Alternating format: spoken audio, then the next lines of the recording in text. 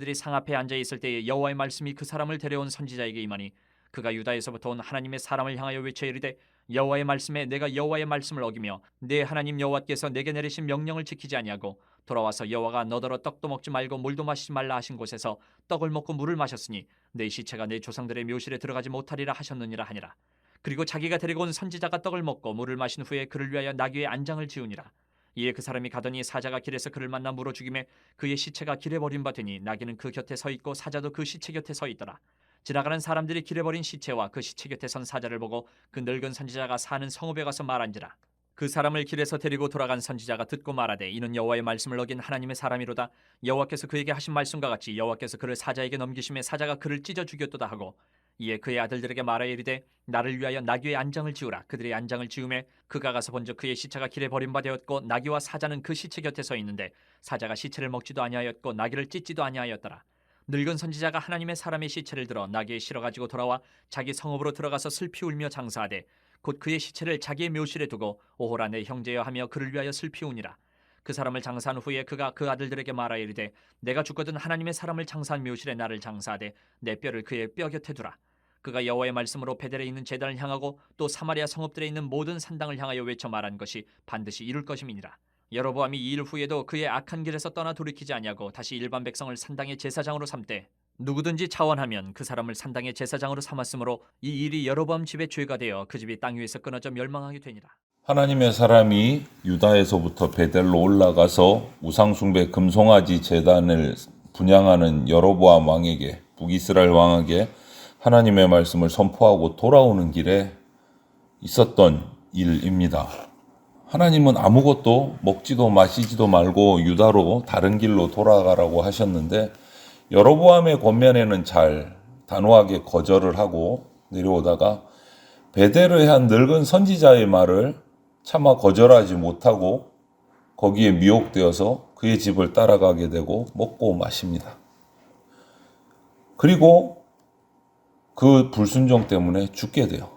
그런데 이 하나님의 사람이 죽은 것이 어떻게 얼핏 우리가 이 본문을 빠르게 읽고 지나가다 보면 참 의미 없이 죽었다, 헛되게 죽었다 이런 생각이 들 때도 있어요. 그런데 다시 한 번 더 살펴보면 이 죽음이 결코 헛된 죽음은 아니구나 하는 것을 우리가 발견합니다.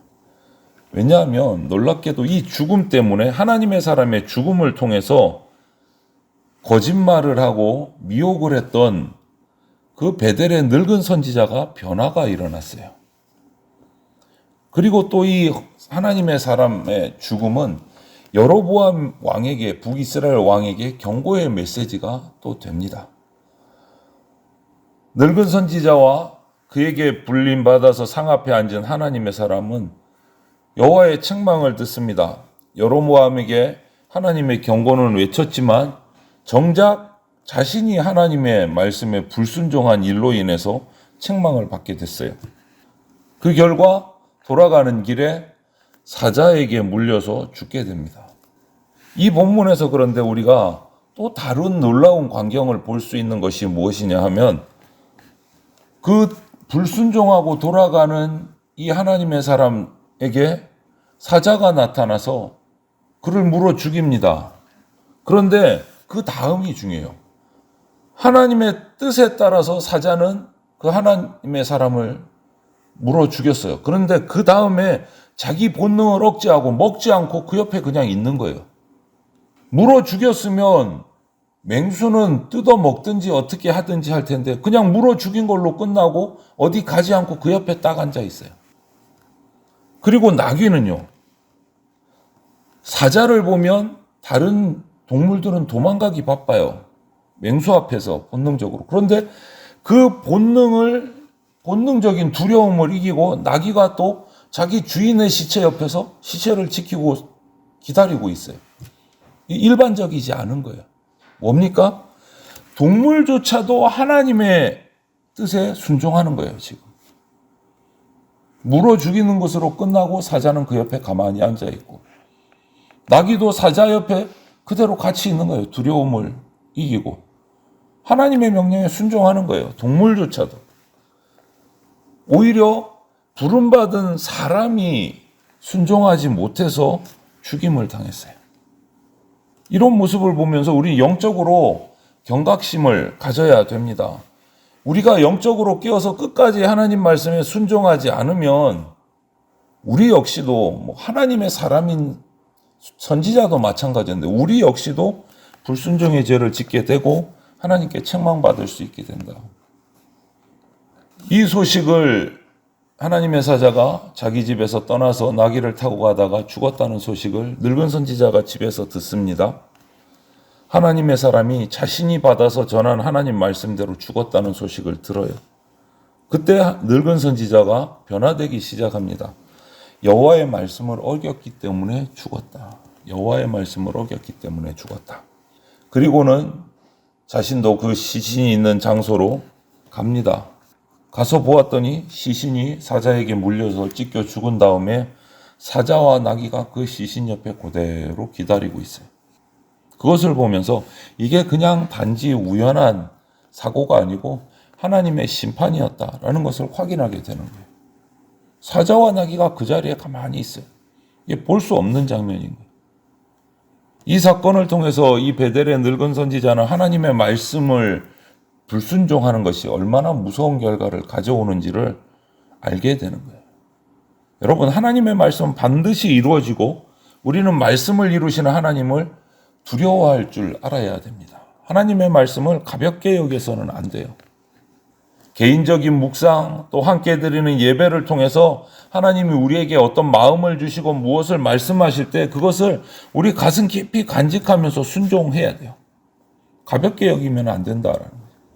지금 내게 어떤 약속을 주시고 말씀을 주셨다면 그것은 반드시 하나님이 이루실 것이다 라는 그 믿음을 가지고 찬양하고 감사해야 되고 혹 또 나의 잘못된 부분을 깨닫게 해주시고 말씀하고 계신다면 빨리 돌이키고 회개하고 그 부분을 고쳐야 됩니다. 가볍게 여기면 안 돼요. 그리고 먼저 내 자신이 스스로가 하나님 말씀을 들을 준비가 돼 있는지를 항상 돌아봐야 돼요. 하나님이 말씀하시고 아무리 얘기해도 내가 듣지 못하면 이건 아무런 변화가 있을 수가 없는 거예요. 말씀을 들을 준비가 돼 있는가? 또 말씀 듣는 것으로 끝나지 않고 말씀 들은 것에 대해서 순종할 수 있어야 된다. 그것이 성숙한 성도다라는 거죠. 오늘 늙은 선지자는 자신 때문에 하나님의 사람이 죽은 것을 보고 애통합니다. 슬피 울면서 그 시신을 싣고 와서 장사를 치릅니다. 그 시신을 자기 묘실에 두었다. 이렇게 말해요. 그리고 자기 형제라고 부르면서 아들들에게 내가 죽거든 내 뼈를 그 하나님의 사람의 그 묘실에 같이 두라고 유언까지 합니다. 자기 어리석은 행동에 대한 후회이기도 하고 여러 가지 복합적인 감정이 나타내는 부분이에요. 그리고 나서 또 한마디 더 해요. 이 베델의 늙은 선지자가 이 하나님의 사람이 베델에서 외쳤던 그 하나님의 말씀, 베델의 제단과 산당을 향해서 했던 그 말들이 반드시 이루어질 것이다. 한 번 더 확인을 합니다. 자신 때문에 우리도 어려운 상황이 주변의 공동체 가운데 벌어졌다면 자기 잘못을 인정하고 회개하고 올바른 삶으로 돌아오는 것이 합당합니다. 내 부족함, 내 죄 때문에 주변 사람들에게 피해주는 상황이 벌어졌다면 잘못을 정직하게 인정해야 되는 거예요. 그리고 진심으로 사과하고 용서를 구하는 것이 성숙한 성도의 모습입니다. 무엇보다도 한국교회가 세상에 이 사회에 우리나라의 빛과 소금의 역할이 되지 못하고 오히려 비판받고 욕먹는 경우가 종종 더 많아진 것 같아요. 이거 영적 위기입니다. 우리가 자각하고 기도해야 돼요. 개교회부터 시작해서 한국교회가 기도해야 됩니다. 세상을 말씀으로 판단하고 질타하는 거 맞습니다. 그런데 그거 하기 전에 내가 빛 가운데 소금처럼 잘 서 있는가? 그거부터 확인하고 회개하고 말씀으로 세상의 어두운 부분을 질타하고 밝혀야 돼요.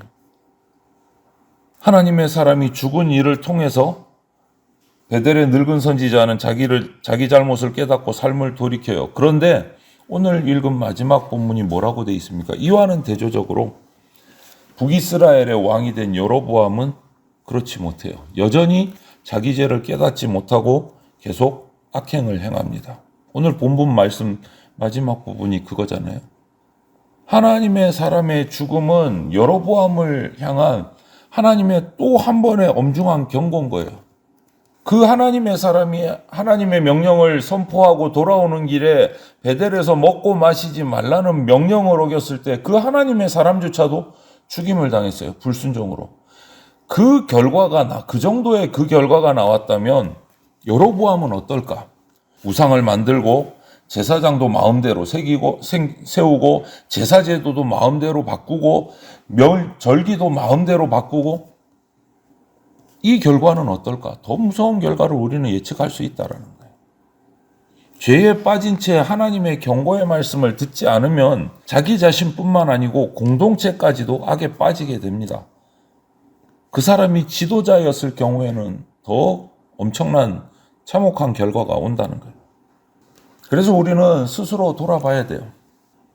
영적으로 내가 너무 어두워서 하나님이 계속 말씀하시는데 경고하시는데 그것을 내가 깨닫지 못하고 명확히 모르겠다면 도움을 요청을 해야 돼요. 용기를 내서 믿음의 공동체 가운데 기도를 부탁을 하고 그래서 도움을 받아서라도 영적으로 깨어야 돼요. 그렇지 못하고 내가 하나님의 경고를 계속해서 무시하고 반복적으로 죄를 짓게 되면 나만 잘못되는 게 아니에요. 내 가족, 내가 속한 믿음의 공동체까지도 심각한 영향을 받습니다. 좋지 않은 영향을 받아요. 오늘 북이스라엘은 첫 번째 왕인 이 느밧의 아들 여로보암의 이 죄 때문에 북이스라엘은 함께 우상숭배로 빠져가는 거예요. 함께 하나님께로부터 멀어져 가는 거예요. 우리가 앞으로 뒤이어서 묵상을 계속하겠지만 하나님께서 여로보암만 콕 찍어서 잘못했다고 하지 않습니다. 그들이라는 표현을 써요. 그들. 이스라엘 전체를, 북이스라엘 전체를 책망하시는 모습도 나와요. 죄가 번져가는 거예요. 한 지도자의 잘못된 판단 때문에 하나님의 경고를 듣지 않고 불순종한 것 때문에. 여러분, 저와 여러분들이 죄를 빨리 깨닫고 회개하지 않으면 우리 주변도 영향을 받습니다. 하나님께서는 하나님의 사람의 죽음을 통해서 늙은 선지자를 변화시켰고 여로보암의 불순종에 대해서 다시 한 번 더 경고를 하셨어요. 오늘 그 죽음이 헛된 죽음은 아니다라는 거죠. 오늘 저와 여러분에게 주시는 말씀을 새겨 들읍시다. 기도할 때, 찬양할 때, 또 말씀을 들을 때, 말씀을 묵상할 때 주시는 그 음성들을 새겨 듣고 내 삶을 말씀으로 바로 세워가는 그러한 복되는 백성들이 다 되셔서 정말 우리가 하나님 앞에 헛된 죽음으로 지나가지는 않았지만 그 결말은 개인적으로 보면 죽음이 불순종이라는 죽음이기 때문에 너무 안타까운 모습이 있는 거예요. 우리가 그런 결말을 내 인생 가운데 맞이하지 않도록 말씀으로 영적으로 깨어서 바르게 살아가는 그런 저와 여러분들이 다 되시기를 주님의 이름으로 축원을 드립니다. 아멘.